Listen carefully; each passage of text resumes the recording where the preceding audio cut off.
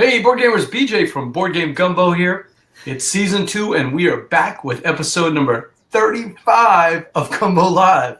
Gumbo Live is still the #1 Facebook Live talk show dedicated to board gaming. Our special guest tonight is Carla Kopp of Weird Giraffe Games. She's back. She was here in episode 8, way back when, talking about Stellar Leap, and she's back tonight to talk about Fire in the Library. Gumbo Live is a proud member of Punchboard Media, where you can check out other fine members like Tantrum House. The 4 couples there, they're brand new. They just joined Punchboard Media. Their video channel provides almost daily video content. They got game reviews. They got game previews. They've got gameplays. They've got how-tos. It's all out there. Check it out. Punchboard Media, where we all bring something to the table. Hit me up on social media tonight. On Twitter at Board Game Gumbo, or on Facebook, facebook.com/Board Game Gumbo. And we'll be looking for your questions on the chat. Well, let's get right to our guest, Carla Kopp from Weird Giraffe Games. Welcome back into the show. Hi, I'm so happy to be here. It's a live show, Carla, and we're going to be taking some questions. People want to talk to you tonight about your big first 2 days. How does it feel to have already funded Fire in the Library? It's so amazing. I did not anticipate this level of excitement and backers and everything. It's just... it's so humbling, and just to see that many people show up on the first day, it was fantastic. I'm kind of at a rambly, lost for words, too many words sort of thing. I don't know. It's great. That's perfect for Gumbo Live. Look, just to remind people who may not have seen you the first time, or who haven't seen you post on Twitter or Facebook, which I'm not sure why they're watching this show, but just in case, give us a quick elevator pitch about who is Carla Kopp and what is Weird Giraffe Games? Okay, so I am Carla Kopp from Weird Giraffe Games. I am the main designer, developer, social media person. If you are talking to somebody from Weird Giraffe Games, it's probably me. I go to conventions and I do all the things. So what I do, we are a small board game publisher, and we try to create engaging games that are focused on player choices. I think that's my line. We have some sort of tagline I made up, and that's close to it. It's close to it. Well, Steve O'Rourke, the name father from the Dukes of Dice, who helps me out with the show every week, he's checking in already. He says, "Hey, BJ and Carla, congratulations on the fast funding. Great compliment to your work," and that is true. It's a compliment to your community. And we're going to talk about Fire in the Library in a little while, but I am curious. You went to Rocket City Game Fest. I think you go every year. What's been the best games that you've played either at Rocket City Game Fest or since then? I know you've been busy with the Kickstarter, but give us some feedback. What's the best games you played? I think the best game I played at Rocket City Game Fest was Azul. Have you played it? Sure. Azul from Plan B Games. Yeah. I was lucky enough to get an early copy and brought it to game night, and we played it 3 weeks in a row. Then a couple of the guys that do play it haven't been able to come back. But I've got some guys tomorrow night that want to play. In fact, somebody from Auburn, Alabama is going to be stopping through to visit family in Louisiana, and he's stopping our game night, and he's going to be checking out Azul tonight for the first time. Tomorrow night for the first time. Yeah. What made you like Azul? I really I don't normally like abstracts that much, but there was a level of strategy that I really enjoyed. There was some player interaction. It was kind of thinky. I liked all the things that combined. It was simple. You just did one thing on your turn, but your turn really mattered, and it was all about making the pattern. And everyone was kind of going for a different thing, but then we all clashed when we all wanted. I think the black one. Yeah, it was fun. You kind of you can just do your own thing, but you can also pay attention to others. It was just a really nice game. And how do you like the production from Plan B Games? That was pretty impressive, huh? Yeah. I really like the little, I don't know, what are you, tiles? Starburst? Starburst, yeah. Well, don't they look like Starburst chews a little bit? Yeah. You might want to eat them because they're all colorful and stuff, but don't. Might die or something, I don't know. Have you seen the news? There's a rumor going around, I think it was on the internet, I think I saw it on Twitter, that you can get actually the same pattern tiles for all the different colors now. Oh. Yeah. Some of them are patterned and some of them are just plain little chiclets or Starburst looking candies, Now that you get them all. So how has your game group responded to it? It's not a long game. It's a little thinky, but it's not it's not so deep that you can't teach just about anybody, right? So the people I was playing with really liked it. We didn't actually buy it. So one of the amazing things about Rocket City Game Fest is that they have like the largest game library I've ever seen.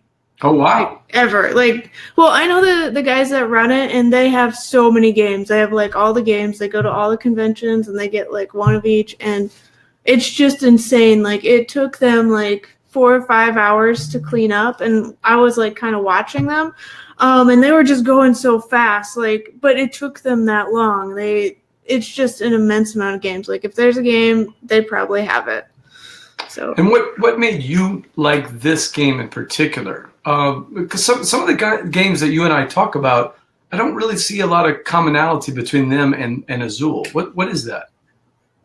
I think I just like a variety of games. Like, I like games where it's normally like your turn is quick, like it goes on, like it goes around fast. Like, well, in Azul, you can think about what you're doing and like you can do a thing. And I think we played like a 4-player game, but like I had enough time to think about what I wanted to do on my next turn, like to think like this is the ideal thing, this is second choice, and then it was my turn. So there wasn't a lot of downtime. But yeah, I'm not sure what else. Like, the component quality was great. Like, there's other games that I didn't like as much. Maybe, like, what was that? There's other games, like, I didn't like as much. Like, I tried photosynthesis, and that one just was for me. Like, but that one also had good quality components. I think that one was kind of because like you just kept doing something, but it wasn't like there was no real story. I guess Azul didn't really have a story either, but it didn't feel like you were hurting yourself by trying to win. You know, Carl, it's funny that you've mentioned both those games. Last week I had Chris Ray. He's a writer for Opinionated Gamers, and he does a lot of stuff on Board Game Geek and a little podcast too. And I brought him on because he's a big fan of the Spiel des Jahres, the big German game award, for the weight of games that you're talking about. And he brought out both Azul and photosynthesis and kind of compared and contrasted them. Azul, if Steve will help me, Steve O'Rourke will help me, I'm pretty sure he said Azul is a front runner in his mind for the Spiel des Jahres, but as Steve says, the fall of photosynthesis continues. It's right. The trees have been chopped. You can always count on Steve to have a good witty comment. The trees and photosynthesis seem to be chopping down when it comes to the award. In my opinion, what elevated Azul and downgraded photosynthesis for me was the opening round of photosynthesis and kind of the end game of photosynthesis in all the games that I played are really a little bit boring and anticlimactic. Did you kind of find that? Yeah, like the last round, it was like, oh, I can either chop down a tree or I can't, and nothing matters. I think like that's really the difference. Like the climax, like Azul, like you kept building and building up, and you were building, like you were trying to get everything, like the rows or the columns or whatever you were trying, like you were building up to something. But photosynthesis, like you're building up, chopping down, building up, like it never, like why go further than that? The first couple rounds, like why have it be such a long game? Like it could have been half the length and I would have had a lot more fun. I've been told, and I played it at every play count, and I do remember 3 being, well, maybe I didn't play it 3. I know I've played it 2 many times and 4 probably a half a dozen times. I just don't specifically remember 3, but I've been told 3 kind of eliminates some of that. 4, it's a little bit too long, and it really suffers from a problem. I can't think of another game that is. Now, the designer says it's a gamer's game, but the look of the game and the way it plays suggests that it's a game you can teach your family. But I can't remember a game of that weight where if you're not careful, your entire last turn or 2 is absolutely worthless.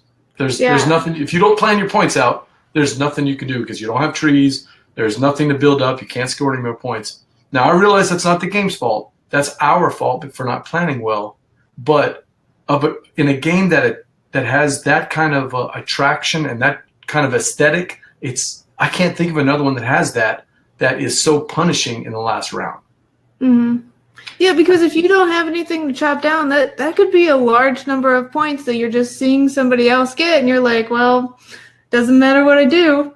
So not much you can do there. Yeah, that's photosynthesis. So between Azul and photosynthesis, you give Azul a thumbs up and photosynthesis thumbs down.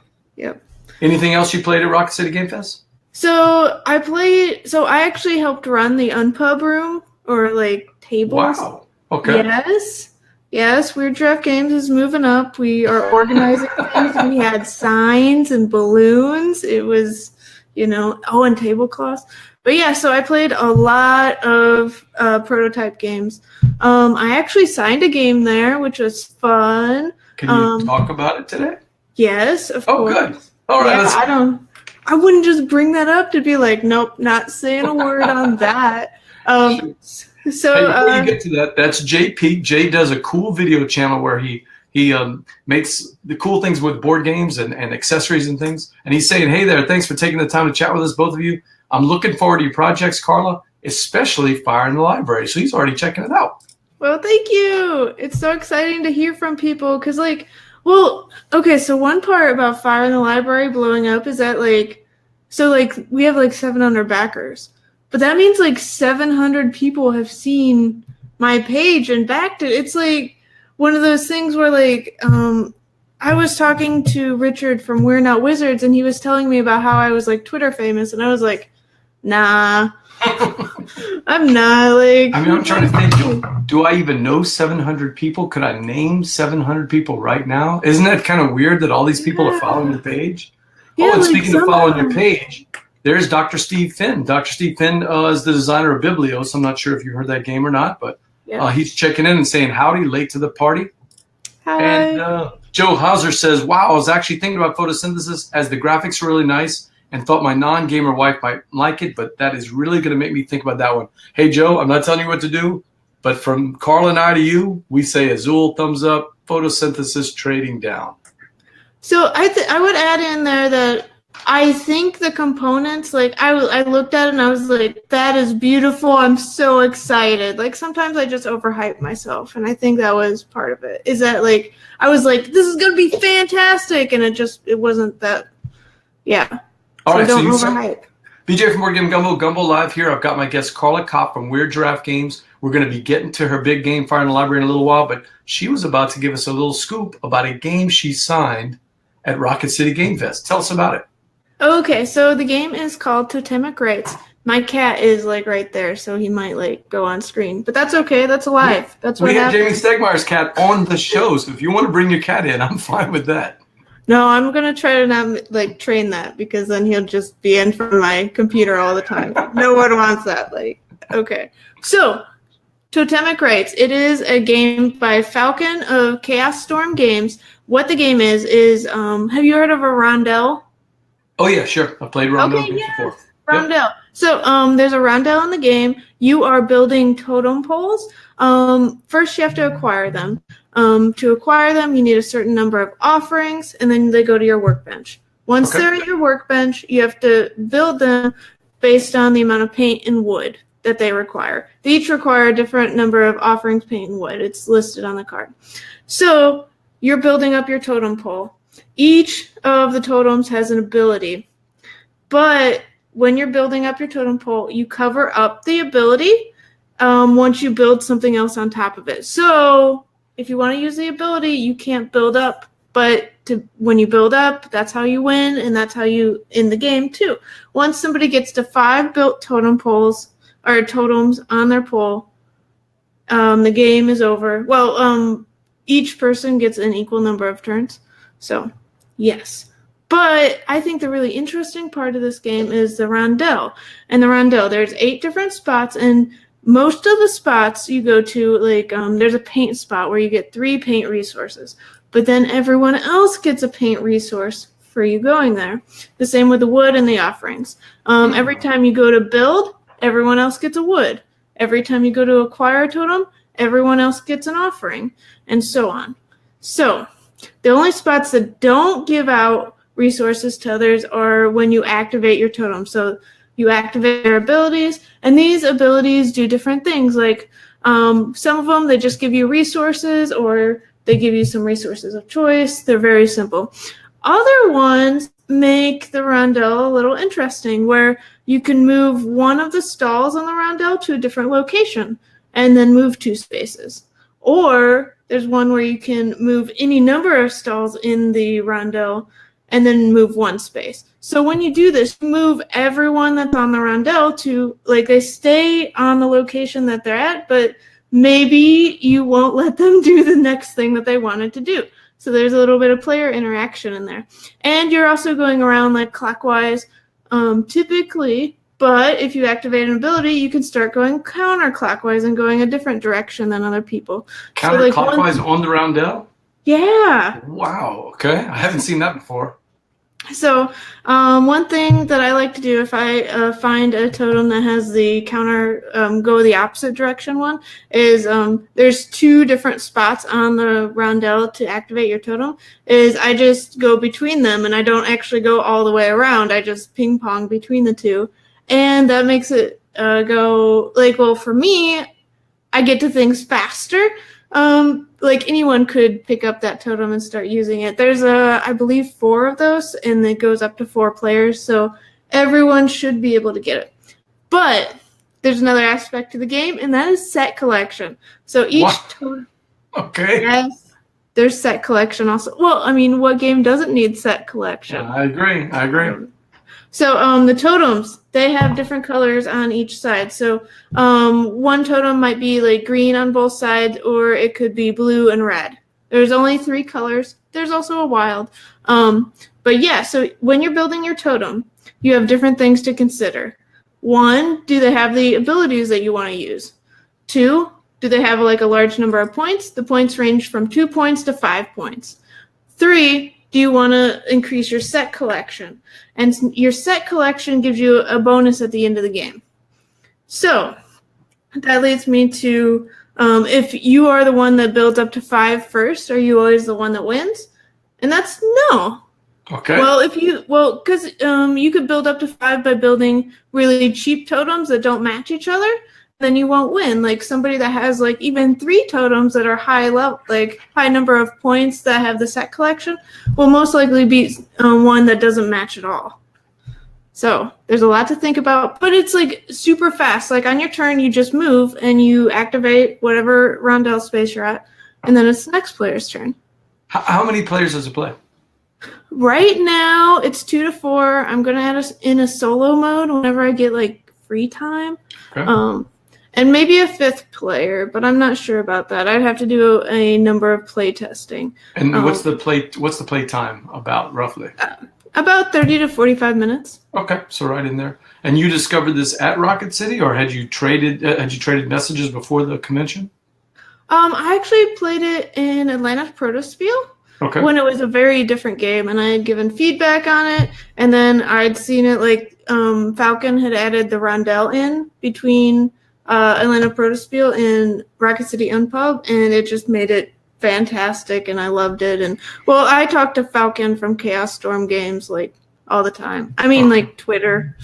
My buddy Jason Dinger, a game designer from here in Louisiana, his ears are just burning right now because that's his favorite game mechanic. All of his games have rondels. All of his favorite games have rondels. I can't wait to tell him about this game so that he can start looking for it. And that's Totemic Rights. Yep. Coming out from Weird Giraffe tomorrow? Well, yesterday? Not tomorrow. Oh, gosh, no. It is playtestable tomorrow, and for anyone that's going to Unpub this weekend, it'll be there. And that's the big Unpub, not the little Rocket City one that I ran. You went last year. I did not, actually. This is going to be my first Unpub 8. Yeah, you're going to like it. You're going to like it. BJ from Board Game Gumbo here, Gumbo Live. I've got Carla Kopp from Weird Giraffe Games. She's here to talk to us about her big game. And if we're going to talk about libraries, right? We're talking about libraries? Yes, libraries. I was thinking, I mean, if you're going to talk about libraries with Carla Kopp, why not bring in a librarian? Hey, Jamie. Hey, how you doing? And there's Azul and Ex Libris. Yep, and up here, there you go.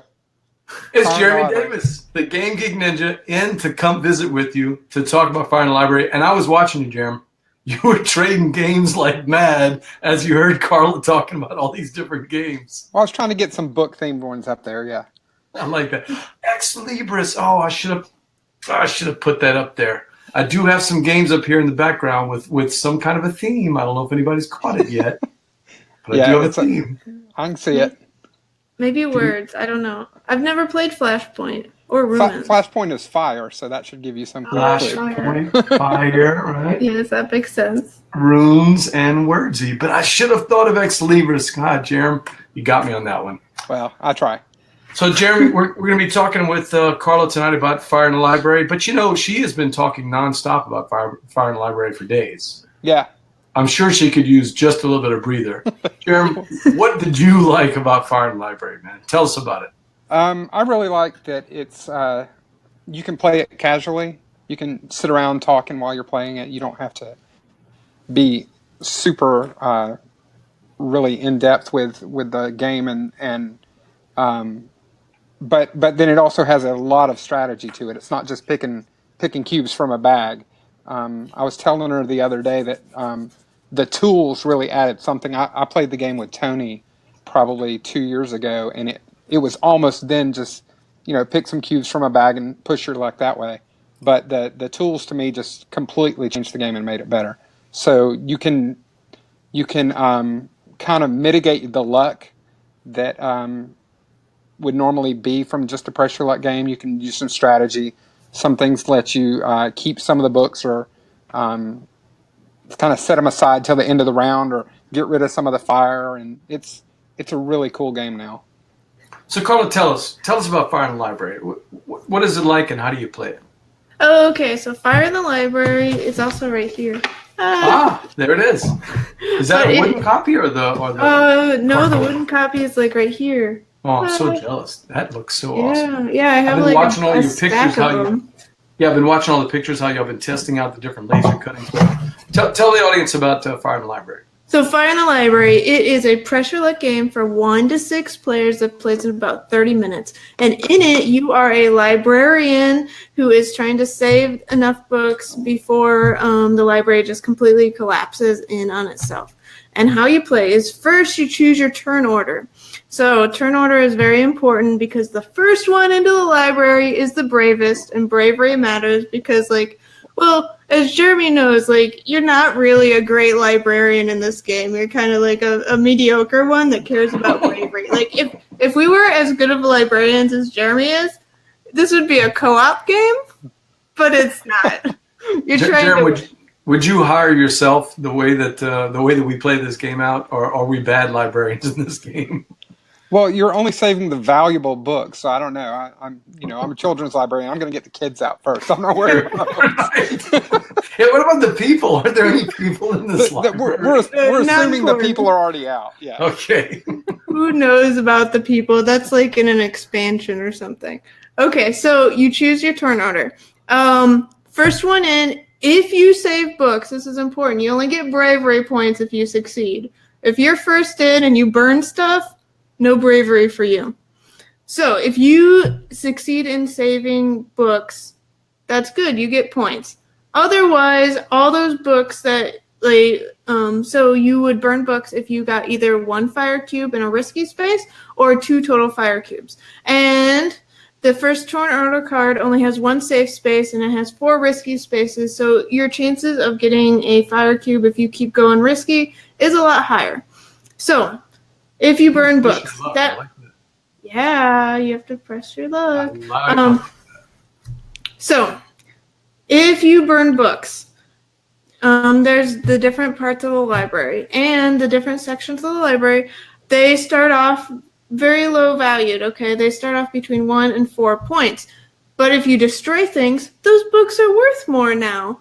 But you've already increased the fire. It's basically if you burn books, you're throwing books into the fire, and the fire is growing. And what that means is more fire tokens are put in the bag, so the ratio of fire gets higher as the game goes on, and it makes it harder to save books. Much like it would be if you were, chucking books into the fire in a burning library, you'd be making it a lot worse. So, in the beginning of the game, the amount of points you're going to be getting is low, and your risk is low, but as the game goes on, more fire cubes into the bag, and more points for you, because the books have gotten more valuable. So, say that everyone has been very cautious and nobody's burnt books. Well, nobody actually went and tried to put out the fire, and the fire kept going, so another section of the library burns at the end of every round. So the game will end even if everyone is super cautious and good at stuff. The game will end. One big aspect of the game are the tools, and there are 10. Well, actually, we've hit like a stretch goal, so there's now 11 tools in the game. Like, I know the stuff that I've put out. I read. Well, I didn't really read my writing. I wrote it. So there's that. So 11 tools now are already unlocked then. Yeah. Okay. So Jeremy only got to play with 10. Actually, he's probably played with more because he's play tested. So he got to play with like all my weird tools. Like, I would say the weirdest tool that I've made up is the Cobra.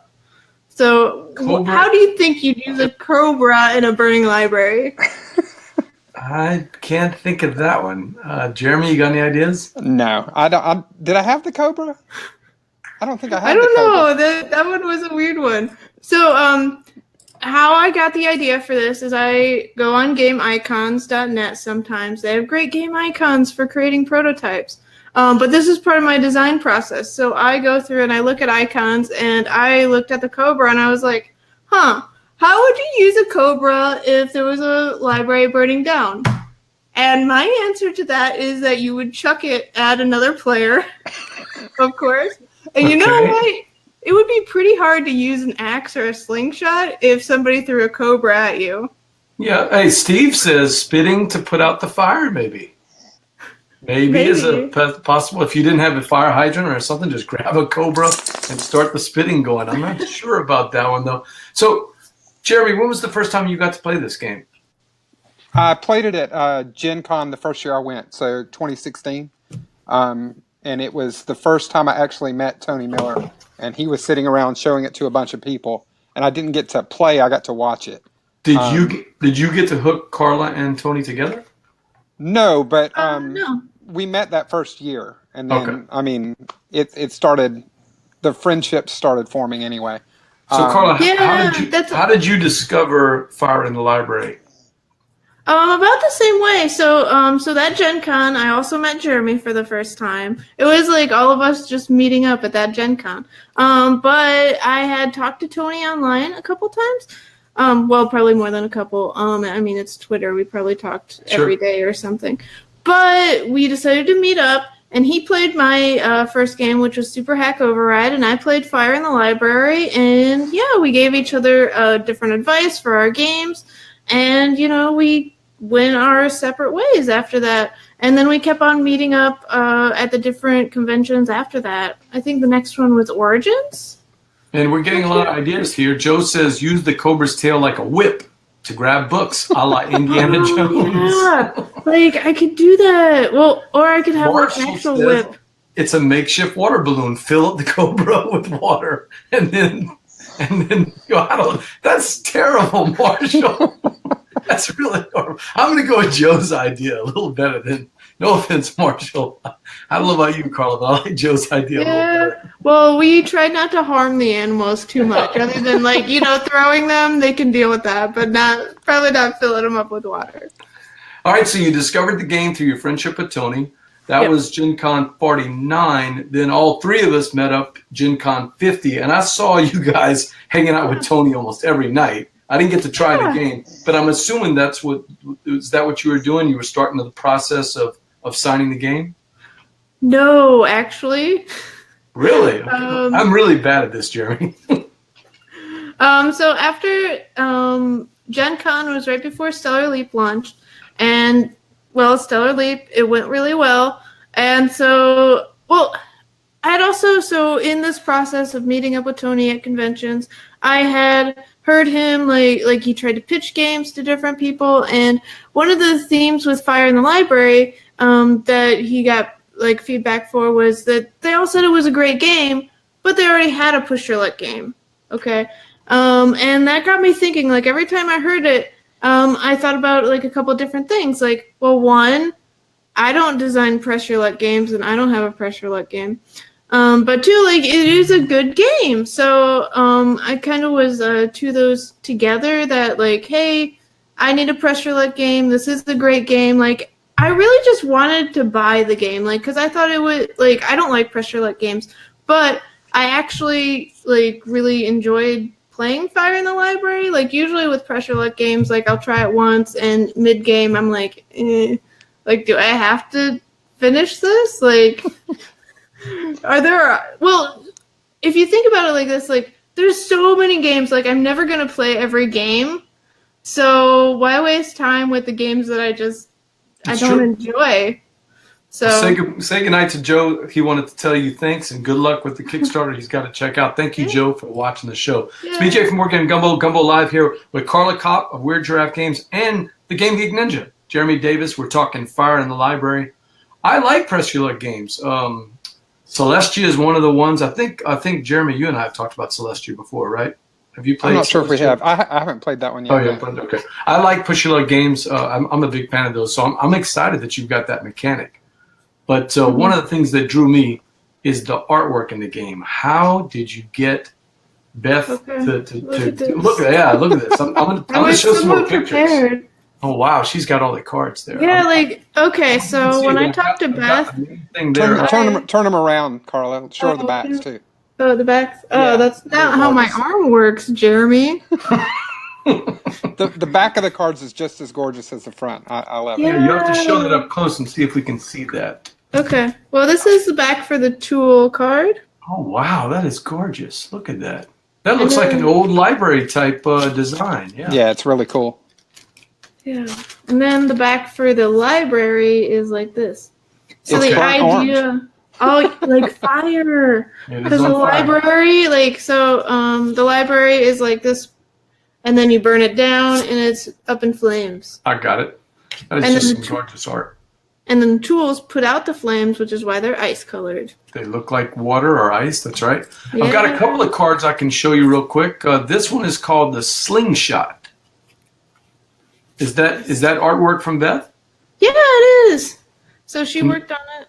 So how did Beth get into doing games for me? So I know Beth from Twitter, and so does Tony. And so I believe Beth and Tony were at BGGCon this year, which is in like November, and I had just signed the game. And Beth went to go play it. And as Beth was playing the game, her husband was there, and she's like, do I have time to do the art for Fire in the Library? And he was like, yeah, I think so. Wow.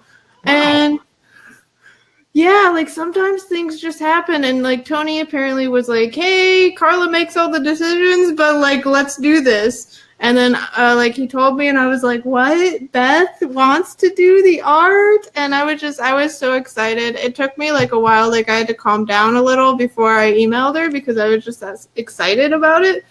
But yeah, like. Were you familiar with her art from other games before? Or is it something you researched after Tony mentioned her name? Oh no, I've known Beth. Like she's so nice.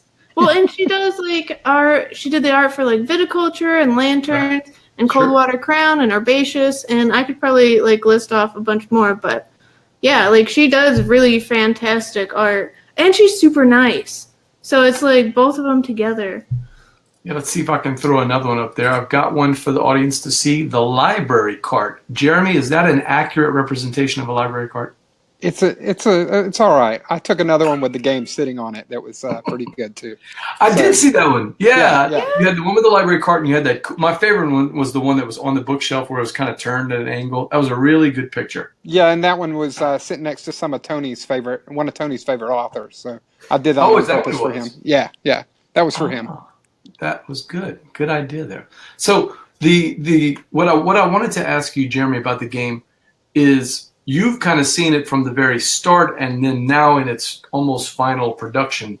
How much has the game changed over the playtesting that you've done? It's the core of the game has always remained the same because, everything Tony, he had the turn order cards at least by last year. And then the tools he had added in last year, and he was showing it to a bunch of people. And Carla's right. They were all like, yeah, this is a great game. This is a great game. but nobody was really giving him anything, and he was kind of feeling a little bummed about it, I think.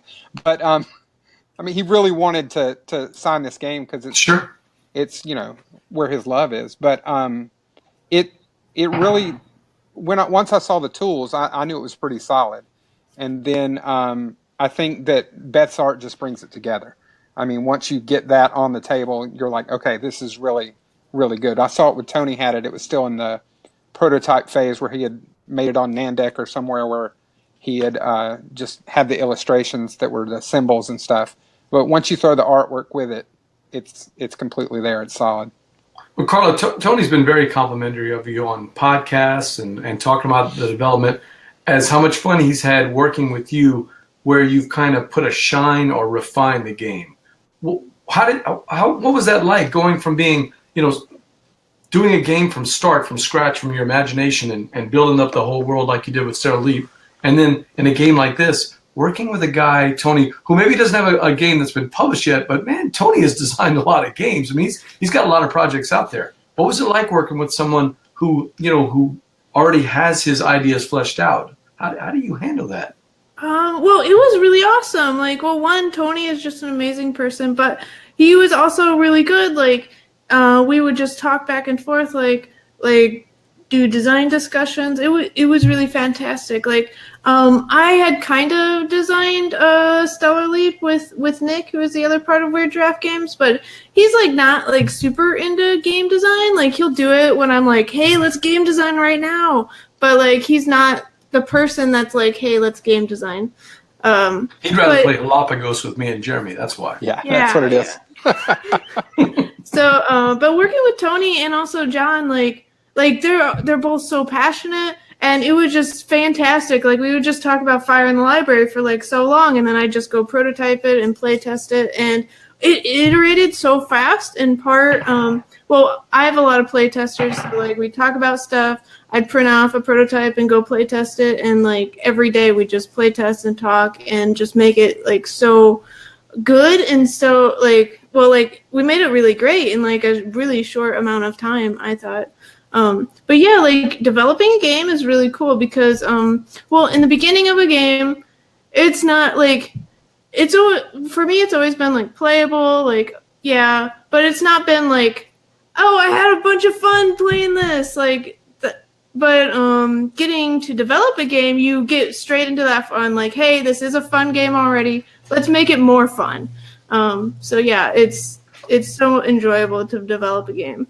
PJ from Weird Game Gumbo here, Gumbo Live. I've got Carla Kopp from Weird Giraffe Games. I've also got Jeremy Davis, the Game Geek Ninja. We're talking about Fire in the Library, but before we go on, I've got Tony coming in next week. So I want to know, what's the best thing about working with Tony, and what will he say when I ask him what Carla says is the best and worst thing about working with Tony? Okay, so what's the best thing? He is very supportive, and he's always like, he's so good to like just bounce ideas off of.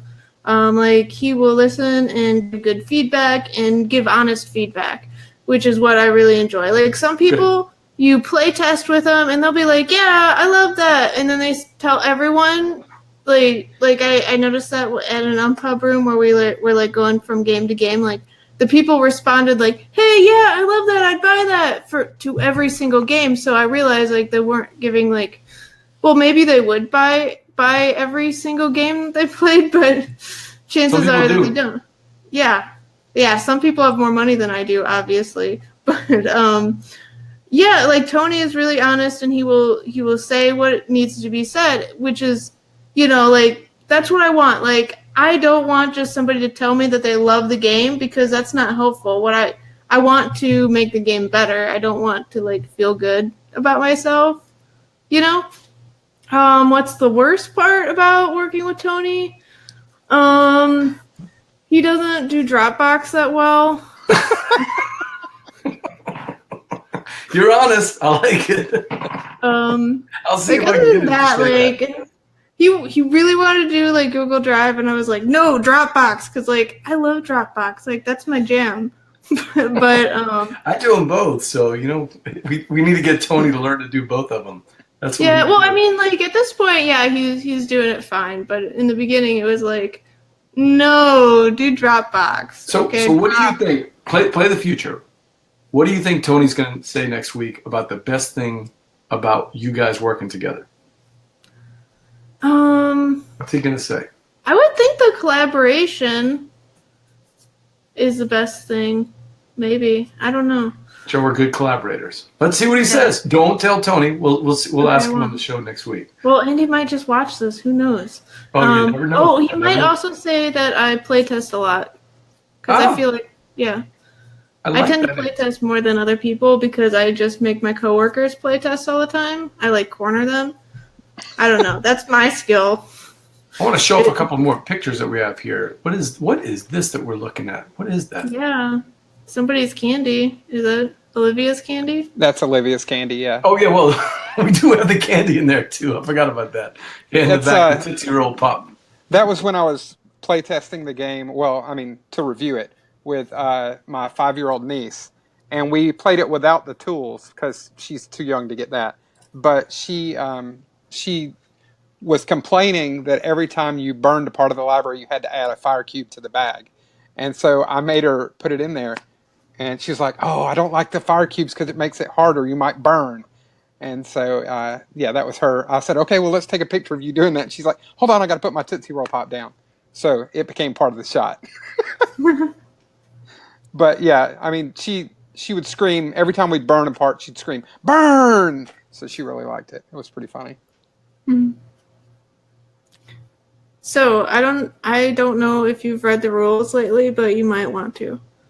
I'm just saying there might be a tiny gamer variant. Oh, a tiny? No, I haven't read that.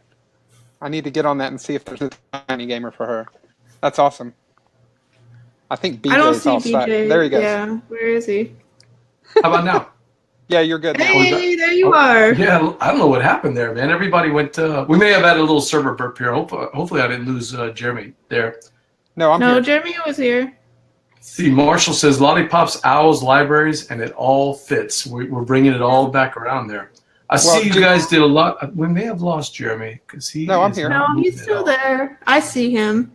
I see his face, but is he moving? Yeah. Yeah, he's moving, and he's responding to you. It's like kind of weird. Oh, let me throw you out, Jeremy, and see if I can get you back in here, okay? All right, so I'm going to try to bring Jeremy Davis here for the last part of the show. I've got a couple more pictures. Jeremy, is that you back? Yeah, I'm here.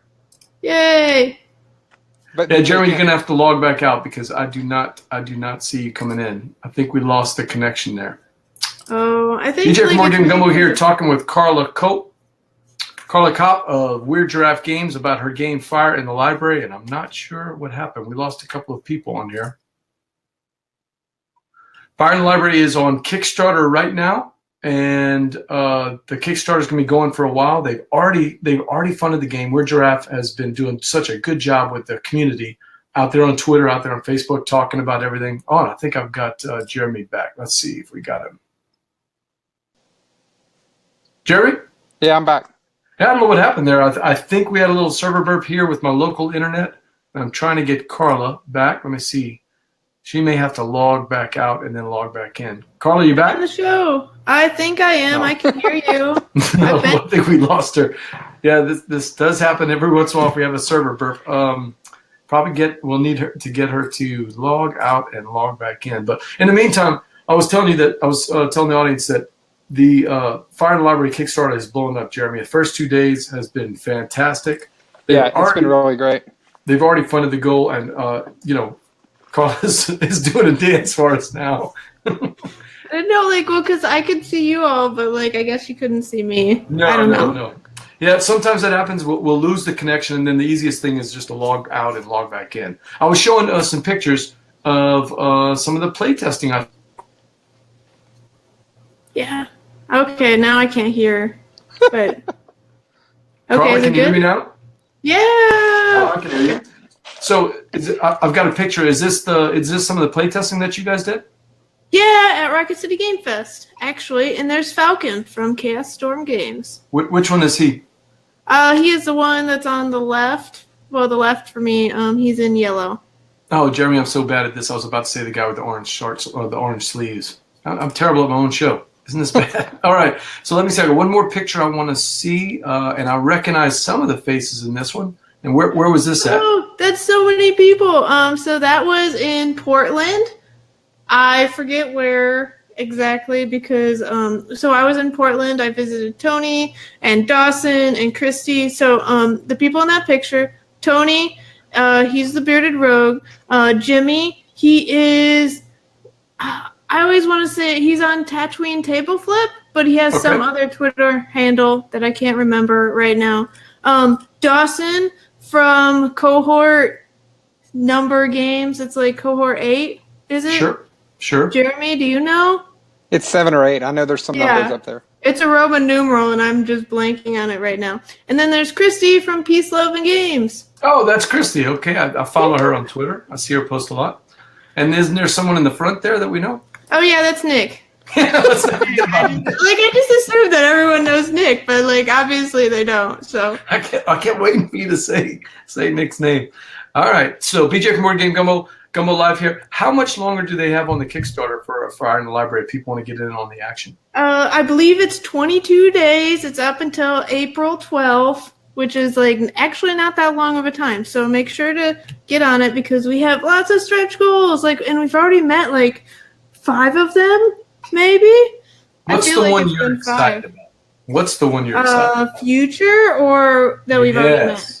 In the future. What's the one you're excited about? Okay, give us a scoop. Come on, Carla. Give us a scoop. So I haven't mentioned this to anyone else. So this is the exclusive, book box.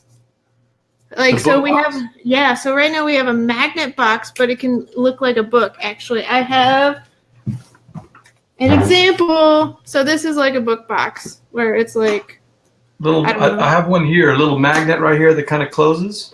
Oh, that's the magnetic box. So we already have that. I'm opening this thing I got from the manufacturer today. So I can't wait to see it. Yet. Let's take a look. So this is Twist of Fate. I don't know. I've never, but yeah. It's you could see that it's a book. It looks like a real box there. Because it has the binding. It has the roundy part to it. So I'm really excited. I think that would be really cool to have Jeremy, a book does it have approval? Does it have the little magnet to hold it shut too? It does. Yeah. So it has a magnet around the outside or something. So yeah. That'll be really nice. I am excited. And you'll be in last because that's what you do. You put the most exciting one towards the last, and then there's a big push because everyone wants book box. I don't know. Yeah. That's what I've heard to do. No, I love that. That's a cool stretch goal, and hopefully you guys can meet it. All right, BJ from Board Game Gumbo. I've got on Gumbo Live my guest here, Carla Kopp, and I've also got Jeremy. Since Jeremy's the librarian and your game is Fire in the Library, I was thinking that we could play a quick game tonight. You okay with that? Let's do it. This is from Jeremy and me and all the Krewe de Gumbo, everybody watching. If anybody's got ideas, we're going to try to throw out ideas, and you'll get to vote on whoever has the best game out there, whether you've played it or we got to sell it to you if you haven't played it. But it has to somehow relate to the theme of books.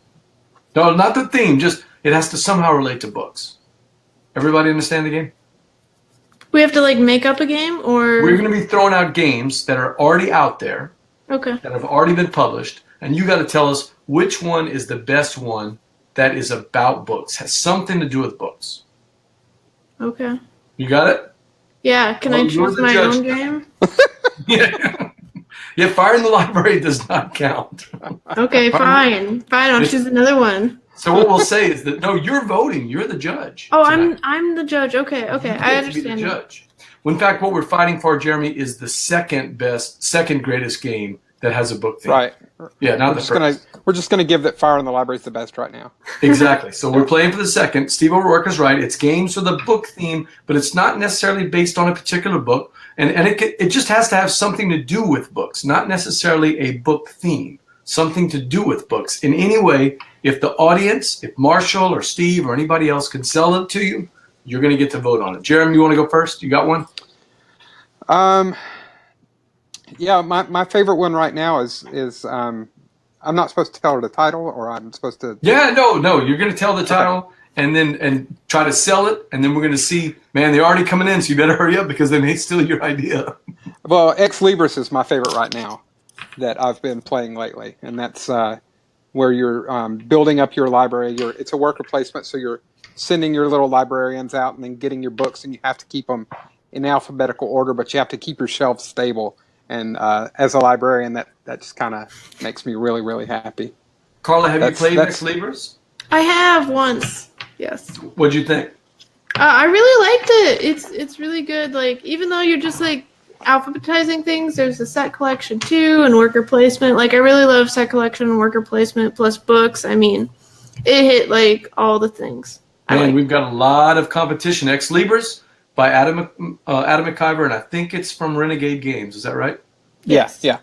I have it. I like it a lot. I do like you said, I love the shelf stable mechanic where you're trying to place the books. I love the special powers, and I think it's the most fun about the game is all the different little meeples. I don't know that the game itself is that great, but playing with all the meeples and the special powers is probably the best part about it. But let's throw out some of these other ones and see what you think. So is Ex Libris a pretty strong contender for second greatest book-themed game? Yeah, yes, of course. All right, let's see what we got. John Newman says Biblios. You know, that's Dr. Steve Finn's game. He's the one that was on earlier in the show, and he actually was on Gumbo Live a while back. I haven't actually got to play Biblios yet. Any of you two played Biblios? No. I haven't played that one at all. So, John, you're gonna have to sell it to us. I know it's a small box game. It takes 30 minutes to 6 minutes if I remember right. I've got a buddy that has it in his top 10 games of all time. Biblios is supposedly really good. You okay, Carl? Yeah. I have narcolepsy. So I'm like crashing. But that's okay. Marshall and Steve O'Rourke both brought out Bring Your Own Book. And I know, Jeremy, you got to be familiar with that one, right? That's that Game Right game. I haven't played it yet, but I gave it to my sister. She's an editor at a newspaper, and I gave it to my sister because she likes games, but she's not as big a gamer as me. But a game like this, are you familiar with it, Carl? Nope. Yeah, everybody brings their own book to a party. And then the game is phrases and words that are inside the book. I haven't played it, but I know that's part of it. So you're switching around and trying to match phrases and words from inside all the different books that people bring. Something to play with people that are non-gamers. I think those are two pretty good ones. Sean says Ex Libris, so we got another vote for Ex Libris. Marshall says Sherlock Holmes Consulting Detective. How is that related to books? It's related to a book, yeah. It's related to the books. By Sir Arthur Conan Doyle, right? Well, if that's a contender, there's also Sherlock Holmes. Sherlock Holmes. Oh, yes. In fact, that's one Jeremy Davis talked about when he was on the show, right? Yeah, I actually played that one right after we first saw Fire in the Library. It was at the same table. Now here's a pretty good one. Steve O'Rourke says Paperback. Yeah. I've played Paperback. Have you guys played Paperback? I have not. No. Okay, we're going to get to one that you played. Alexandria is one. It's a great town in northern Louisiana, but I don't know. I've never played the game Alexandria. Anybody? I haven't. But it's talking about the library, most probably. So it's also a library burning down. So I don't know. I don't think that one should win, not because of gameplay, but because so I kind of get irritated with people because they're like, you know what? There's already a game about a library on fire, so change the theme. And I'm like, what? You've never played like 2 farming games or 2 space games? Like what? Yep. And like people I've had the responses of like, hey, no, it's been done, change it, and I'm like, just list off more than 2, and maybe you can convince me. Yeah, let's it's not winning. Marshall and Steve O'Rourke both came with the same one, The Big Book of Madness. I haven't played that one. Anybody played that one? Yeah, I got it right here. Hold on. Whoa, you are like on top of it. Hey, Jeremy's all over it. So, yay or nay? What do you think? Good choice. It's pretty good. It's a tiny little deck builder that tried to be. You could almost make it a Harry Potter theme. It's that type of game, but it doesn't do the Harry Potter theme, but it brings in the characters have special powers, and you're trying to basically a book has been opened up and released these creatures, and you've got Like to a get them to go Pandora's back box in. type thing. Yeah, and you've got to shut the book again. Okay. But I mean, it's a fun deck builder. But yeah, it's definitely on theme. Sean Jones says, "Bring your own book" is a good one too. And Steve O'Rourke tells us a little bit more, because I forgot the mechanics, but he reminds me what it is. Sort of that snake oil vibe. You're trying to find a sentence in your book that suits the idea on your card. So here comes a card, and everybody is using all these different books, and then you switch books around. So it's got kind of a neat little mechanic. Sean says Clue. Sean, I'm calling shenanigans on that one. Is there a library in Clue? Maybe. There's a library. Look, is there? Yeah, there's one little tiny room that's a library. But that's a little. I think that's stretching it. That's pretty weak. Let's go with John Newman. John says, Biblios, first half of the game is drafting, 1 card for yourself, 1 to opponents, and 1 for the auction. Second half of the game is also an auction. Both halves are seamlessly woven together to make an excellent filler. It is a game about a library, Biblios. That's not a bad one there. Let's see if we got Alex Goldsmith's checking in from the Dukes of Dice. If he's saying, if we're going with Clue, how about Kill Dr. Lucky? Okay, Alex, the theme tonight is about books. Kill Dr. Lucky. I think there's a library in there. Like you kill the candlestick in the library. Yeah, it's the one that came before that. Okay, I haven't played either one of those. What? So in Kill Dr. Lucky, you're trying to kill the doctor, either with like one of the random objects, and you're trying to kill him in a room, but nobody can see you do it, and that's the tricky part of it. Steve O'Rourke says the Happy Meal game. That's a callback to Alex Goldsmith's first game, where he stumped everybody in the show with the Happy Meal game. None of us had ever played the Happy Meal game. I've never even heard of it. I know. It's on his shelf, I think, if I remember right. All right, we're getting a lot of choices here, Carla. You're going to have to make a decision. I haven't given you mine yet, though. Okay, what's yours? So tell me, though. Number 1, Fire in the Library, right? Yeah. Number 2, what are you leaning right now? Ex Libris. Ex Libris. Oh, Marshall says, hey, Stuffed Fables. And Near and Far was my second choice, by the way, Marshall. It does have books in it, and the books are part of the adventure that you bring out when you land on the book space. You can go diving into to read the adventure. That was my second choice. So right now, Ex Libris is your number 2, and number 1 is Fire in the Library, of course, right? So what is BJ's choice? It's going to be right behind you. Is it Wordsy? It's not one of the 3, although Wordsy was my number 3 choice. Yeah, Wordsy's really good. 3 choice. Yeah, it's a great book. All right, let me see if I throw a picture and see what you guys think. Oh, Dinosaur Island? Dinosaur Island. Dinosaur Island. Okay, so how did I get to Dinosaur Island? Because it's based on Jurassic Park, which was the book. Oh, I hadn't thought of that, but that's a good answer. I was thinking every dinosaur park has a gift shop, and what's inside the gift shop? Books? Guidebooks. I think that's a bit of a stretch, but yeah, sure. I feel like my it's based off the book is more linear. Yeah, Steve says whatever it's called, Alex, is just as bad an answer this time. So, and Alex is not a big fan. He says that's pretty weak stuff, BJ. But I have a reason. What is Carla Kopp's favorite thing in all of the world? She does like the dinosaurs. I do. Dinosaurs! Come on. It's got to be the strongest contender. It's got to be the strongest. Jason James, my buddy from the North Shore, says Tortuga. Anybody play Tortuga? Yeah, I played it. But it does have a book box. It does have the book box, so that Jason sneaks it in there. And actually, it's a really, it doesn't look like much until you play it, and then it's a diabolical game. It's a really good game to get a chance. You have to make sure you play it with at least 5 players. We tried it with 4, and it was just, it doesn't work until you get above that. Or yeah, you have to have an odd number. I think we did. We had an odd number, and it was always 3 to 2, 2 to 3, 3 to 2. You know, where people were battling it out. It was pretty good. I'm surprised you didn't mention the Reckoners game too, because you talked to. I did not. That's the one I'm waiting on. The Reckoners, that would have been a good one. No, my other choices were I had, of course, Dino Island, clearly the number one. Clearly my number one. Well, clearly, yeah, sure. Yeah, and number 2 was Near and Far. Number 3 was Wordsy. Number 4 was Runes, a game that not a lot of people have played, but that's the same people that did Cosmic Encounter. That's how I actually discovered it years and years and years ago. And number 5 was Bananagrams. It has letters and words. It's got letters and words. Yeah, I should have thought of Ex Libris. I think if I wasn't going with Dino Island, I would probably go with Ex Libris. But it's not for me to decide. This game is all about Carla Kopp, and Steve O'Rourke says paperback got shafted. But Carla Kopp, I'm going to leave that picture just as a nice hint. But it's your turn to vote.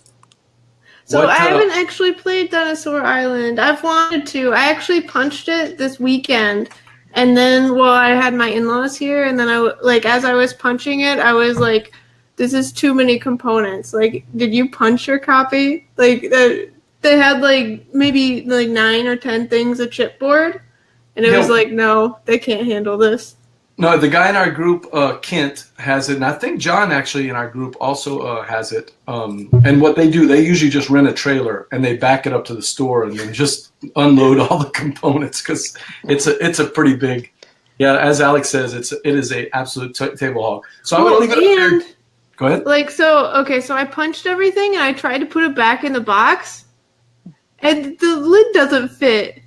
I don't know how you're supposed to fit all the components in there. I must have to trash the insert because I can't close it. I think you have to get rid of the insert. Well, I would like to hear once you finally play it. Well, I mean, there's a lot of my games I just get rid of the insert right away. I mean, but you do that by choice, not because you're well, I want to shut the box. That's true. That is true because it seems like it's worthless and you just get rid of it.